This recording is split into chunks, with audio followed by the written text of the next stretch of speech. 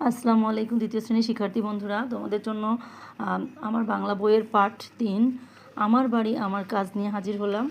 তো চলো দেখি কি কি এখান থেকে রেডি করা হয়েছে, সেগুলো তোমাদের সাথে শেয়ার করি। চাইলে তোমরা এগুলো খাতায় নোট আকারে তুলে রাখতে পারো, তাহলে এগুলো পরীক্ষার আগে প্র্যাকটিস করে ফেললে খুবই উপকারে আসবে।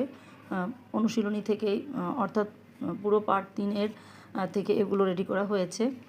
তো এখানে 1 নংয়ে আছে বিপরীত শব্দ, মূল শব্দ বিপরীত শব্দ দেখি কি আছে, দেখে নেওয়া যাক। মা, বাবা, আজ, কাল, সহজ, কঠিন, ঠিক, ভুল, কাজ, অকাজ, পরিষ্কার, নোংরা। 2 নংয়ে আছে প্রশ্ন উত্তর।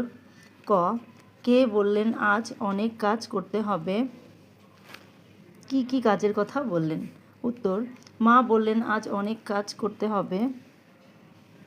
মা ঘরবাড়ি পরিষ্কার করা ও কাপড় গোছানোর কথা বললেন। খ নং প্রশ্ন, তুলি কি কাজ করে? উত্তর, তুলি মায়ের সাথে কাজ করে। সে মায়ের সাথে ঘর পরিষ্কার করবে ও কাপড় গোছাবে। গ নং, কে বাজারে যাওয়ার কথা বললেন? তপু কি কাজ করতে চাইল? উত্তর, বাবা বাজারে যাওয়ার কথা বললেন। তপু বাবার সাথে বাজারে যেতে চাইল। ঘ নং প্রশ্ন, আমার বাড়ি আমার কাজ এই পাঠ থেকে আমরা কি শিখলাম? উত্তর, আমার বাড়ি আমার কাজ এই পাঠ থেকে আমরা শিখলাম পরিবারের সকল সদস্যদের দায়িত্ব রয়েছে। সবাই মিলে কাজ করলে কঠিন কাজও সহজ হয়ে যায়।